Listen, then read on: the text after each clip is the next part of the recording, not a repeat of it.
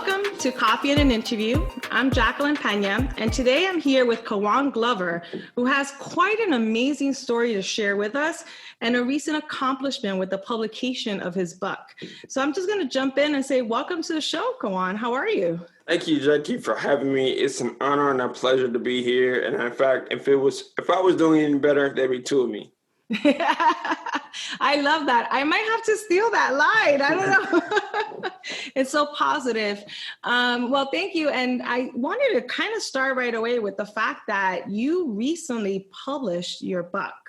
What is the name of your book? So my book is Favor. It's called Favor, How Stroke, Struggle, and Surgery Helped Me Find My Life's Purpose. I actually published it on September 4th, 2020. It's self-published and it talks about my story. Wonderful. And your story is really also why we're here today. You have an amazing story of adversity, overcoming obstacles, survival, finding your purpose. And I thought it was a wonderful story. We were chatting about it a little bit and getting ready for this interview. And I thought you could share with us, what is the story that you're trying to tell in your new book? Well, when you look at the book, it details the events that happened in my life, but from a perspective, a narrative perspective, when you think about this book, the message is there's always hope. You know, there are situations that you find that you deal with in life, whether it's in relationships, your business, whether it's in friendships, whether it's in life in general. There are always obstacles, challenges, and struggles you will have to deal with. This book details my particular struggles and how I had to navigate that new frontier in life, being a coming of age tale as well. It all started for me at the age of 20, and the things I went through, the 3 brain surgeries, the stroke, the opioid addiction, suicide ideation, depression, anxiety, all that is detailed in the book. But it's also the core message of the book is hope. In a time where things seem dark, uncertain, where there's a lot of division, there's a lot of turmoil, and there's a lot of that also present in your own life. This time, my core message and something you'll get from the book is I am bridging the gap between the darkness and the light at the end of the tunnel. And it's simplified in 3 words. There's always, always hope. So that's what the book is about. And my story started in 2014 when I was on my way to my mentor's office, and he noticed that I was having trouble writing and speaking, and he sent me to a doctor. That doctor sent me to the hospital. That hospital did a CAT scan. They sent me to another hospital, did an MRI. And this whole time I'm thinking, I'm not dying, so why are we going through all of this? And they said, the CT scan read, oh, you have something on your brain that shouldn't be there. It's like, okay, why are you telling me this? Are you going to get it out?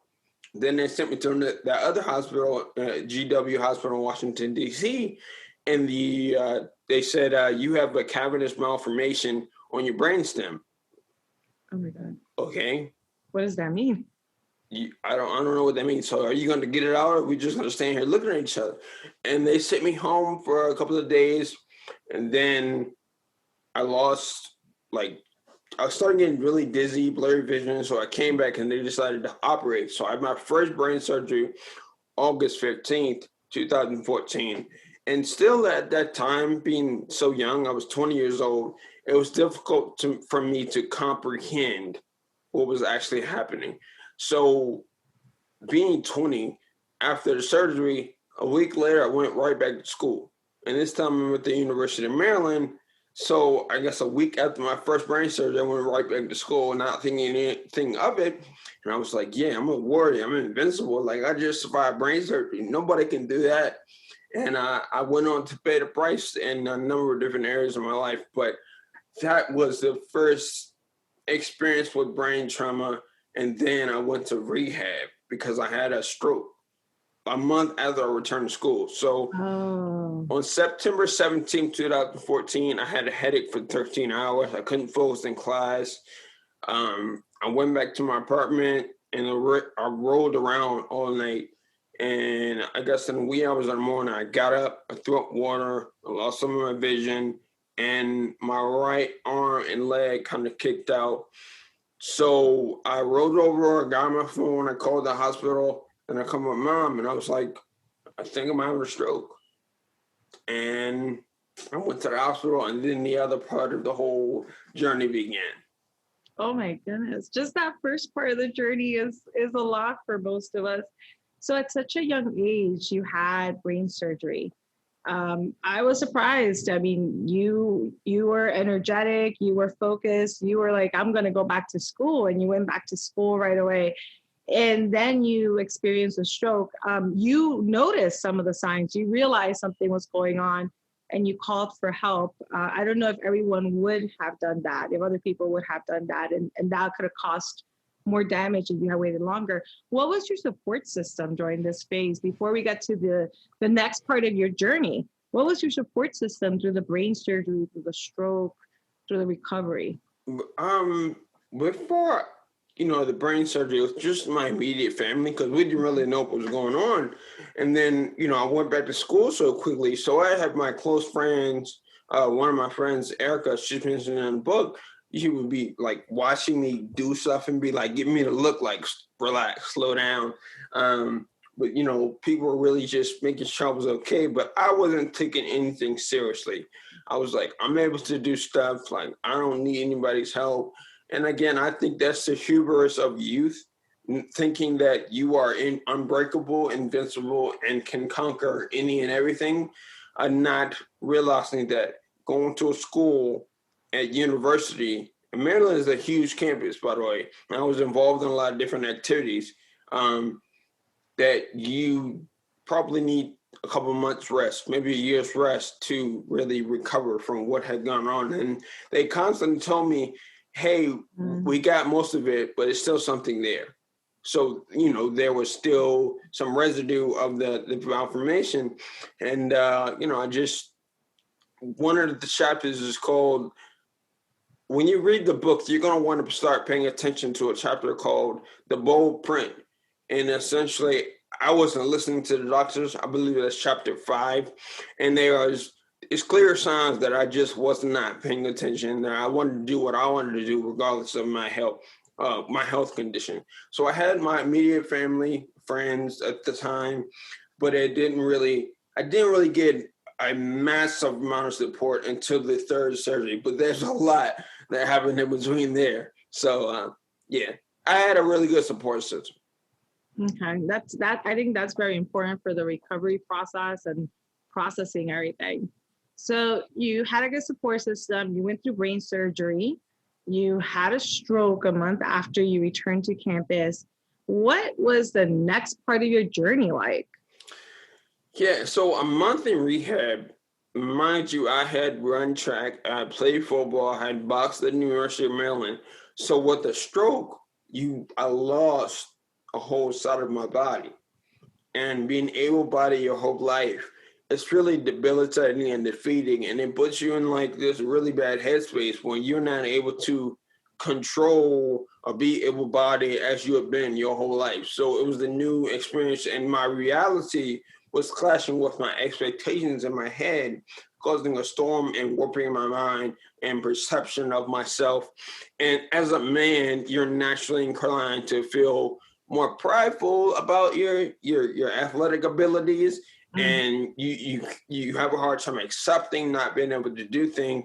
So it was just a 180, like, oh crap, like this isn't how I can live anymore. Like, I'm not able to do the things I was able to do.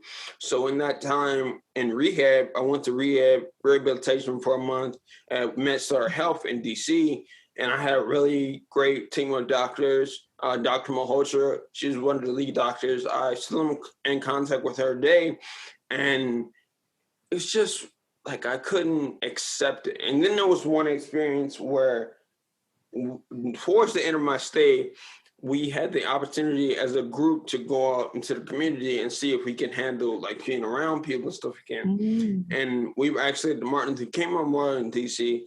I went into the gift shops, and I was in line. There was a woman in front of me, and there was a guy in my cohort in front of her. And one of the tasks we were assigned was handling money. And he was having trouble with the transaction, counting coins and things like that. And I heard the lady in front of me just let out this growl, like, ugh. And I can tell she was getting frustrated or felt inconvenienced by the guy not handling his stuff. And I'm just like, you don't even know what his story is. You don't know what he's been through. You don't know how hard this is for him. You don't know what's going to happen next for him. And that night, I laid in my bed and was just like, is that the way I would look at the people? Like when I was able-bodied, is that the way I just viewed them as others and inconveniences? And that was a big perspective shift. And then after the stroke, I had a new level of humility, but there were still lingering mental, emotional, physical aspects that I still had to deal with. Mm-hmm. So I went back to school. That was in October when I returned home. And then I went back to school, maybe that spring 15 semester, finished out the semester. But that summer, when you're not doing a lot, you have time to like mentally think about everything that happened and not being a man, not facing it. Mm-hmm. It has no choice but to fester in a dark corner in your mind. So I spent that whole summer, I didn't sleep in my bed. I laid on my couch in my apartment in Courtyards, and I watched Sons of Anarchy, all 7 seasons. And that show was kind of sad, so I was just crying and depressed. And I had a strange experience with a friend, a really close, like a brother to me. And I normally lock my apartment door, and I was laying on the couch in the dark, and he just kind of stumbled in. And I was just like, my first thought is like, dang, is this the way it ends? Is this the way I go to get robbed in my cousin's apartment? Okay, I guess. And then he came over, he just hugged me, and I realized who it was. And he said, you're going to be all right. And then he just left. And I was just like, what? What does that mean? And, then things started turning around. I got an internship at the summer picked up, and I finished that summer on a high note. And, I had been going to the doctor to check up. And in September, I went to my doctor, Dr. Jonathan Sherman at GW, and he said, looking at my brain scans, I know I have normal MRIs. And he'd always say there's something there, but we're not going to do anything about it. It's fine. He came to the office, and his body was heavy, and he looked down, and he was just like, I don't know how to tell you this, but your mass is back, and it's growing bigger and faster. And my mom instantly broke down. My dad was kind of looking around, and something in me kind of jumped out. I don't know if it was my own inner hero or something like that, but I instantly just blurted out, sign me up for next surgery. And everybody was just like, you don't want to think about it? You don't want to wait? And I was like, no, sign me up now. So we picked the date, and then that was in September. The surgery was October 1st. In between that time, I decided I was done fighting. I didn't want to fight anymore. If I didn't wake up, I was okay with that. So I just let it all go. And then I had the last part of this part of the story is a strange dream I had during the surgery. After you said, I'm good, I'll give up if nothing works out, then you have this dream. And then I have this dream. So in the dream, and before I close my eyes, I'm like, hello, Nirvana, like this is it for me. And then I wake up in this dream state. It's like a white room. So I'm like standing on light, if you will. And I'm like going back to my boxing days. I'm throwing punches. I'm wearing a hoodie and a jean jacket. And I'm like, wow, everything is working. This is crazy. It's awesome. And then it starts to rain. And then like the rain is like black as my hoodie. And I stick my hand out, but it's not touching me. So I'm like, so it's kind of weird. And then I start to float up. And as I'm floating, I'm losing my human form. And at this point, I'm watching this from 2 different perspectives. Like I'm watching it happen, like I'm looking at a painter's canvas, and I'm watching a point of view. And right before I get to the top, there's like a hand and pushes me back down, and everything goes in reverse. And right before I wake up, I heard a voice say, "You're not done yet." And then I woke up. So that's that part of the story. Wow. This is a great time to pause because there's more. Your journey's not over. I get it. But just this part of the journey, I mean, this idea of when you go through something that affects you physically or mentally, I thought this amazing lesson about the reality of what you can do clashing with what's in your head, what you should be able to do, or the memory of what you used to be able to do. I thought that was a very powerful image of, you know, this clash going on, because a lot of us go through that when we have some kind of physical trauma, or it could be a mental trauma of some sort that just changes who we are and how we see things and how we feel we should be and how we really are. That's always clashing as we age. Just different things in life affect that. And I thought it was an interesting image and something for us to resolve as humans, that it doesn't have to be a clash. It's about how do we transition and how do we resolve that. But you also said some other interesting things.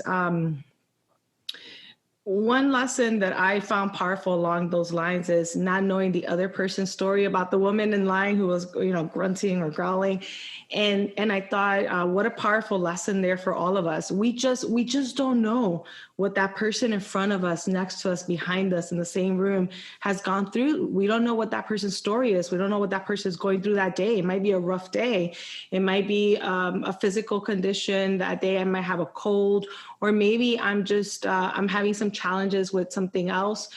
Some people are emotionally drained when they get to work because of some personal issues, and we just don't know what that person's story is. And your experience, even though we haven't finished your journey, has taught you so much about that, and is already teaching me so much about taking time to think about what that person's story could be. And then there's this whole other piece about illness and depression. And you went through that in that summer. And that friend of yours did that one magical thing. I mean, it's not magical like impossible, but meaning at that right moment when you needed it, he just kind of barged in and gave you a hug. Everything's going to be okay. A lot of us sink into these moments of depression and don't know how to come out of it. But a lot of times other people don't realize we're in that state of depression. And just that one little thing was so powerful. If we can all just find some way to find that for ourselves when we find ourselves falling into that pattern of depression. There were just some powerful lessons in the second part of your journey. And then you go into surgery again and you think, well, you know, I thought I got out of this, you know, you saw the light at the end of the tunnel. Then you have to go back into surgery. You're like, wow, here I am getting hit again. Here's another issue. And it's almost like, you know what, if it doesn't work out, I'm okay with that. But then you have this moment, this dream, and someone's telling you you're not done yet. So that's the end of the second part of your journey. And then the next part of your journey begins. So tell us about the next part of your journey. Yeah. And before I go there, I think people that are listening, your audience, I just want to know it's okay not to be okay, but also navigating the world. Just give people a little bit of grace, a little bit of empathy. I think that's lacking in our society today. Just, you never know. You really do not ever know what's going on with someone. So they may have a bad day. I think it's important to extend a little bit of grace and a little bit of empathy. And I think the world will be a better place. But next part, I wake up from surgery. And before that surgery, the doctor had explained to me they was going to give me something called a spinal tap. And I was just like, in my head again, that young arrogance. I'm like, okay, just fix it, whatever. And when I woke up, the spinal tap was attached to my spinal cord and all the nerves in my body, essentially. Because it was attached there, it was attached to drain the brain fluid. And a lot of people don't realize your brain doesn't ever actually touch your skull. It's floating around in a fluid. So when it drains the fluid, my brain is knocking around in my skull. And whenever I move, you know, they measure physical pain usually on a scale from 1 to 10. It was like a 37. And the pain was excruciating. Any movement, anything I did was painful. And they, in order to counteract that pain, I was given a medicine called fentanyl. Which is an opioid. And if you think about heroin, it's like heroin on steroids. So every hour, they were giving it to me, and I was just like, yes, please, yes. It was almost more than a painkiller. It was starting to be euphoric, and I was getting like addicted to it. So, at some point it was compressing my chest muscles. I couldn't breathe. So I switched to Percocet. And after 5 days, they got rid of the spinal tap and I went back home. But I went back home on a medicine called Ferrosat. And then when I went off that, I experienced my first withdrawal. It felt like I hit by a Mack truck when I woke up the next day. So I went back to school after weaning off that medicine, stopping the Percocet, stopping the fentanyl. Went to school in the spring 2016 semester. One day I'm doing my homework. I'm a finance major at the University of Maryland, doing some financial homework, and I'm looking in the drawer for a pen. And in the drawer, there's a prescription for Percocet. I was just like, I just feel this just in case I need it. And then I started abusing the pills and taking the pill bottle everywhere and just popping them whenever I felt like it. And it wasn't a physical dependence. It was an emotional, mental one to separate myself from the pain that lingered, whether it would be physical pain or emotional, mental pain. And you find a lot that I learned throughout this. The most difficult battle is not the physical recovery, because your mind has the power to overcome any real adversity your body faces, or you will adapt to the changes your body has. The biggest, most difficult battles are the mental and emotional ones. And I think, that semester I really had to figure out who I was again and figure out why I had started using these Percocets and taking the cough syrup and mixing everything and just overindulging in everything. And then one day I just realized if I'm going to beat this, I'm going to have to face the pain at some point. So might as well be now. This is no longer serving me. So I dumped the pills and all the medicine in one day. Oh. And, I made the change. But it was a hard fight coming up because now I had nothing to separate me from what I was feeling inside. So I remember writing a letter to my line brothers. I joined a fraternity in 2013. So I wrote a letter to my line brothers. I was like, I'm just done. I'm not doing this anymore. I don't want to, I want to be here. I'm kind of done. And then, within like 10 minutes, someone was kicking my door down. And he's actually one of the first people that's introduced in the book. And it was just like, what's wrong? They called me and talked me through it. So he talked me off the ledge again. Back in fall of 2013, one of my brothers, I had decided, even before all this occurred, that I was just this is back in fall of 2013. And I was just like, there were other issues that I faced growing up, whether it's the relationship with my dad or any emotional things I pressed down as a man. You're supposed to man up. And I just decided I couldn't keep it in anymore. So I decided to walk in front of a car. And one of my brothers, he actually grabbed me and physically saved my life. So he was one of the people that called me. And then it was just a battle to recover myself mentally. Then I got a girlfriend and she encouraged me to go into therapy. So things were starting to turn up and up and up. And then I graduated on May 23rd, or I walked the stage. On May 23rd, 2017, started working 2 days later. So May 25th, 2017. Oh, wow. So I had the car, I had the girl, I had my own place, had a job. Everything was A-okay. I was going to the gym regularly. Like, it was just, everything was just great. And then September again. I don't know what it is about me in September, but it's always something in September. And I had an MRI. I think I had an MRI, and it had come back, and the symptoms were getting worse. I couldn't, I started losing my vision. There was a hearing loss, a ring in my ear. The side of my face drooped down. I lost about 60% of my vision in my left eye. I could barely walk. I lost a lot of feeling on the right side of my body. Just deteriorating in front of people. And this was hard on my girlfriend, it's hard on my parents. And this is when I got a really big outpouring of support, because I started a GoFundMe campaign. And around that time, and in 2017, it's about September, the first 2 days I raised about $50,000. And then the first week I raised about $75,000. So, I was trending and I was like, oh, wow, this is crazy. So Dr. Sherman, my initial surgeon, was like, we've tried 2 different approaches. You need a specialist. And another doctor recommended somebody in New Jersey, Dr. James K. Liu. But when I went up there, he didn't take my insurance. So we were on the hunt for the doctor. And then one doctor said, if you don't get something done in 3 to 6 months, you're going to die. But fortunately, all 3 of those doctors met up at a medical conference and decided James K. Liu was the best guy for the job. So he had the surgery. So while time I'm there, you can read about that in the book.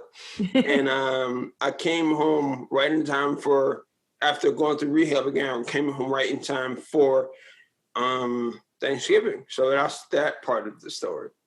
Right. So the third part of your journey is also intense. There's so much there and so many lessons and so many different times when you had to overcome these incredible obstacles that many of us might not feel we have the strength to overcome. Going back to the addiction part and being able to admit it, but you were able to flush down the Percocet and make a decision like, hey, I'm going to face this pain. I'm going to face the emotional, the mental pain, but I'm going to face the physical pain and just ditch these pills and this addiction. That was a very difficult decision. How did you find the power to do that and not look back, not try to shove your hand down the toilet and pull the pills out or get another prescription? How did you find that strength to overcome an addiction? And it says a lot about also our access and the way we treat pain and what those prescriptions can do to us long-term with the addiction problem. But you said, I'm not going to do this anymore. I'm not going to give my power to that anymore. How did you do that? Yeah, I think I'm a naturally decisive and disciplined person. So when I make a decision, sometimes to a fault, I don't look back on it like ever. So like if I decide this is the right way to do it, then that's the decision I made, and I'll do whatever consequences come after it. But also I had to really just dig deep within myself and realize this is no longer serving me. And if I continue down this road, I'm going to end up killing myself. And with that thought in mind, I think about, I had a younger sister at the time. I wasn't going to allow her to grow up with a brother that, gave way to his vices through his hardship to end his own life. And the book is dedicated to her and one other person in my family. So, thinking about that allowed me to really push through it. And again, I always say that it's not the physical part that's the difficult part, because you go through rehab, you work out, I was already athletic, so that wasn't a problem, but it's really the mental, emotional part that you really have to dig deep on. And I dig super deep, and I came through. Yeah, and I think that digging deep is what helped you then put your life on the course that you wanted and be able to have the girlfriend finish school, get the job. And then, of course, then you get hit with another challenge, the next step in your life journey, the next leg of the journey, which was the third operation. And then having to go through this process of, okay, we've tried different ways. Now we need to work with someone else and try something different.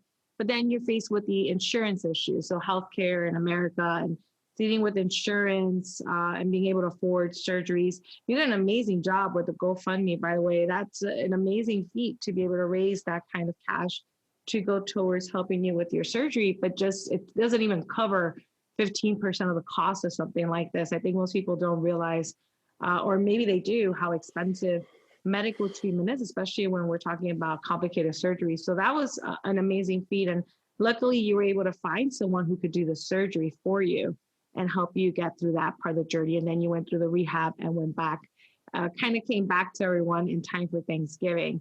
What an interesting time to be able to come back, a time to give thanks. What do you think about this this cycle of when things happen? You always find out you need surgery in September, and here in a time of giving thanks or thinking about that is when you come back. I just feel like there was something, or there is something, and now I know what it is that I was supposed to be doing with this journey, and a lesson I was supposed to learn that I just wasn't learning.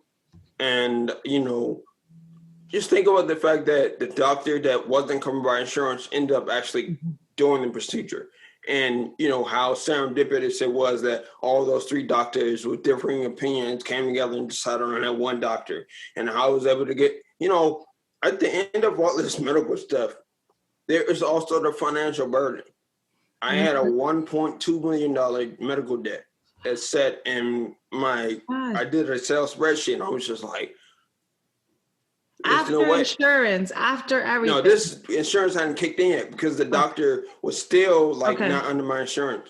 So I was just like, I just had brain surgery. I have no clue how I'm going to make $1.2 million to cover all this.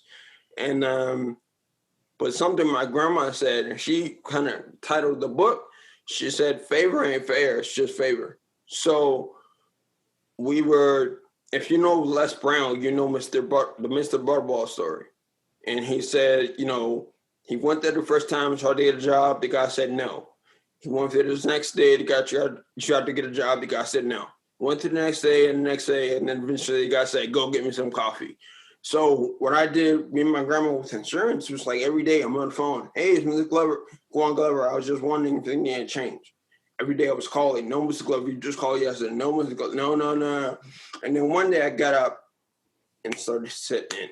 Insurance covered the hospital, insurance covered the doctor, insurance covered these different procedures, and everything started to fall online. And I was able to use the GoFundMe money for rehab and other medical tools and stuff like that. So everything just worked out. And when I started really, you know, that was the last real, one of the last hurdles. And I think the final hurdle was after I got home, I sat on my couch and I was just like, what now? Because I spent the last couple of years fighting for my life. And like you're like a retired boxer or someone who's come home from war, there's no more fighting to do. And if you're a fighter, you don't know how to do anything else but fight. And now you have no fight. So what is your purpose? And then I had to realize, you know, after I, you know, get the medical debt taken care of, I was just like, I don't know what I'm supposed to be doing. Like, why am I still here? And then one day, my girlfriend at the time, she dropped me off. And I just got on Facebook Live one day. I just started talking, and about my journey, about my story, and I was hoping someone could glean some type of unique experience from that and glean some type of lessons. And then I just started talking, and I haven't shut up since. And here you are teaching us still. It's amazing, that energy. But I thought that was an interesting way of putting it. You fight, and when the fight's over, and you sit down, it's sort of, okay, now what? And trying to find that purpose. I think for a lot of us, we struggle to find our purpose. And our purpose will change over time based on our experiences in our lives. But if we don't have a clear idea of our purpose in life at the moment, we don't have that mission to guide us in the decisions we make and what we do and how we do it. So I think it's great that you were able to find that purpose so early on, especially after such a difficult journey. A lot of people would have given up at the first part of the journey, the second part, the third part. I don't know. It's definitely impressive to see your perseverance, your willingness to fight, and then to be able to use that to find your purpose. Yeah, and again, like you started when we started talking, it's about the community around you. So the people that rallied around me, your family, friends, loved ones, even strangers, donating to the campaign, spreading the word, understanding, you know, for the first two surgeries, it's pretty much me and my immediate friends and family. For this last one, it felt like the whole world was watching, and I didn't understand it at first, but now the GoFundMe actually just shut down on September 30th. So that was like closing the chapter from that whole ordeal. And I'm finally, I think around, you know, I published a book a little while before that. So that is me closing the chapter. And, you know, as I start to formulate the next couple of books, this is not really the end of my journey because the book ends in May of 2018. There's a lot of time in between that where I faced a number of different other things. And you know, I discovered a term called passively suicidal, which is basically when you're actively thinking about your death, but you're not actually trying to kill yourself. Trigger warning for anyone who experiences that. But what I had to get rid of was guilt what I had to realize was it wasn't my fault that this all happened. And that took a lot of embracing gratitude, gaining perspective, learning that there was power in my message and my story. And on August 22nd, 2020 was the first time I was able to write my journey that I feel whole. And that's my story, and I'm sticking to it. Wow. You just taught me a new term, actually, passively suicidal. And for our listeners, I will have a list of resources in the podcast description, the episode description. It'll include your book, a link to your book, but as well as other sources for some of these key terms. And I think passively suicidal is one that I've never had a real conversation about this concept before. And I think it affects a lot of people in our lives. Your story is absolutely amazing. So a lot of the work I do and a lot of the things I'm discovering is this notion of discovering our strengths. So how can I empower people to discover their strengths? And then how can I also empower them to, once they discover that strength, to empower others around them? So the pay it forward kind of mentality. And that's exactly what you're doing. You went through so many different ordeals. A lot of them are interrelated in some way. And you kept discovering your strength as a human through all these ordeals. And now your purpose is to help others, empower others. And I think it's an amazing example of this idea of discovering our strengths and empowering others to do the same. And I wanted to thank you for being able to express all of that, for going through that journey and coming out the way you did, and then being able to turn around and say, my purpose is let me empower others. I have a story that will help others. And I can tell you that just some of the topics we talked about today have really already empowered me. I think I was having a rough day in many ways, emotionally. A lot of times you're thinking, is this too much? Can I do this? Can I do that? And you're reflecting on things. But this conversation has really empowered me in thinking about, okay, this is where you've overcome. This is where you are. This is where you want to go. This is the journey to get there. And on top of that, here's your purpose. How do you help others? How do you keep empowering others? And you really help remind me of that purpose. Thank you. You're welcome. And just to your audience, I'll say that vulnerability is my superpower. Empathy is my weapon of choice, and my story is my fuel source. So when things seem dark and uncertain and times seem perilous and you don't know what to do, just remember that the darkest night often comes before the brightest morning, and your morning is coming. Once you find your superpower, you adapt your story, and you find your weapon of choice, the sun will rise. I agree. Thank you so much. So what's your superpower, right? That's the question we need to ask people, and for ourselves, what is my superpower? You'll find it, right? We'll find it. Once that sun rises, we'll find it. We'll get there. Absolutely. Yeah. And do you have any last words of advice or anything else that you might want to share with our listeners that we didn't get a chance to discuss in terms of your journey, your purpose, or advice for us who are just going through so many different things in life? We might be going through things that are similar to what you went through. We have our own demons and our struggles that might be very different than what you went through. What advice do you have for our listeners to help get to that positive side of the situation? A couple of smaller things I do. Gratitude. So just listing the 5 things I'm grateful for. If I'm grateful that we're having this conversation. I'm grateful that I'm alive. I'm grateful that I took a breath. I'm grateful that I have a book now. I'm grateful for being able to be independent and control my own life. Gratitude boosts serotonin, which is a mood stabilizer. So that helps me keep a constant level of peace and calm. And a lot of things I do 3 times a day is like root myself in the present moment. So I close my eyes and I say, what can I feel? What can I smell? What can I hear? What can I feel? And that roots me into because when you're thinking about the future too much or thinking about the past too much, that can lead to anxiety or depression. So those are some practical things you can start to add to your routine. And just the overall thing about that I really want to solve is victimhood. A lot of people experiencing situations, traumatic situations, and in that situation, they were in fact the victim. But you do not have to live in victimhood, which is essentially a neighborhood of victims. You don't have to dwell and hark and live in that space. I want people to come the victors of their own story. And that's what I'm doing with my business. That's what I'm doing with my book. That's what I'm doing with my story and my message. I want to bring back hope from a place of despair. I want to bridge the gap between the dark and the light at the end of the tunnel. There's always hope, and there's always a way for you to push forward in your own life. So find out your superpower, find out your why, and become the victor in your hero's journey. I love that advice. And I'll list that definitely. It has to even be its own post in our social media so that we can really put our focal lessons on and be able to focus on those tips for success. One more thing is, this episode will be a crossover episode with Discover Your Strength Book Club podcast, which is coming out in a few months.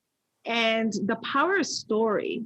A story is powerful. It's powerful in the healing process for the person writing the story, as in your case. It's powerful in helping empower others. What was the most challenging part of writing your story so that you can use the power of story to heal and help others? And what advice do you have for anyone else in terms of using their own stories for healing? The most difficult part was reliving it, like having to put those words on paper. Like, it was just, when I started it in July 2018, I was just not in a place where I was able to emotionally handle reliving everything so soon. But then once I was able to get through it, I reached a level of catharsis. Like, this was therapeutic. And the first draft of the book looks way different than what it is now. I wrote it like a diary. So I wrote everything from my birth to up until that point. And then I had to restructure it. But the most difficult part was definitely writing that first draft and getting it all out there and understanding what lessons I can learn from my own journey that I hadn't been able to see from living it, actually viewing it from a different vantage point. And, the power of story is, like, when you think about your grade school math questions, the word problems, Mm-hmm. if you were introduced to numbers and someone said solve 2 plus 2, I don't even know what that means. But if you say Johnny had 2 apples and Sally had 3 apples, how many apples are they in total?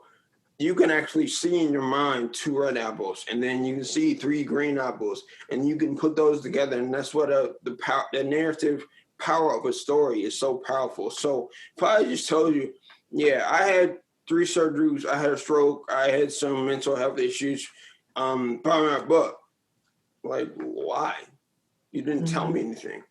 But now that I put it this way and you put it into a format that you can glean some type of perspective and you can relate to the issues in the stories, or sometimes a lot of people also, they believe their story isn't worth anything because it's not tragic. Mm-hmm. Like, I know a guy who survived a rhino attack, and I know a guy who had trouble tying his shoes, and they have incredible stories. So the range varies. It's just how you tell it, and if you can relate to your audience. And there's an audience for everyone out there. My audience will not be your audience, and his audience won't be their audience. Like, your story doesn't have to be almost died every time. Sometimes people don't need that level of heaviness. That's not what they need right now. So your story is your story, and when you start telling it, the people that need to hear it or want to hear it will come around. That's great advice. And the idea that our stories are so different, but they're still all powerful. So don't diminish the power of your story just because you're comparing it to someone else's. Our stories are different. They're supposed to be different. And for all of our listeners, what a great message about using the power of story to heal and to help others. And for some of us, it's in the form of writing a book or an article, or maybe it's a blog, or maybe we take other creative forms. We go to the documentary side or to artwork, visual arts. But if we can find a way to tell our story to heal and then use that to empower others to do the same, what an amazing thing we can do with the experiences we went through. Yes, they were terrible. We get through them. We heal through the story, and then we help others by empowering them through our story. And that's what Kawan has done with his book, Force, right? Tell us the full name of the book again and where we can find your book. Yeah, so the book is called Favor, How Stroke, Struggle, and Surgery Helped Me Find My Life's Purpose. The book is available on Amazon in paperback and ebook format.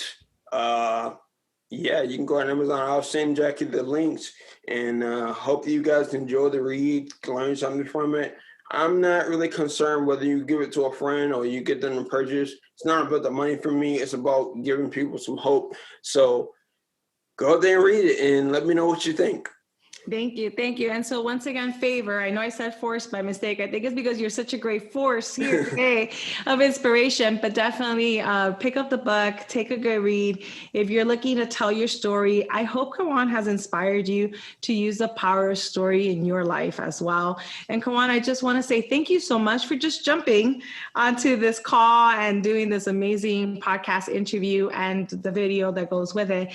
I think, again, I got a lot out of it. It was the perfect day for me to have my cup of coffee. It's funny because my mug today says "Make Today Awesome." That's my mug, and I was having a hard time making today awesome this morning, and now I'm leaving this interview really inspired, not just to use my power of story, but inspired in terms of how I can deal with different challenges I've been dealing with, and how I can deal with challenges that come my way as I keep continuing through life on this journey. So thank you very much, Kawan, for joining us for coffee and an interview. It was an honor and a pleasure to be with you, Jackie. You're such a bright spot on the dark world right now, and I'm just honored to let me share my story on your platform, and I hope your listeners and everyone out there that listens to this really gain something from it. I'm grateful for your life and the life of your audience, and I love you all.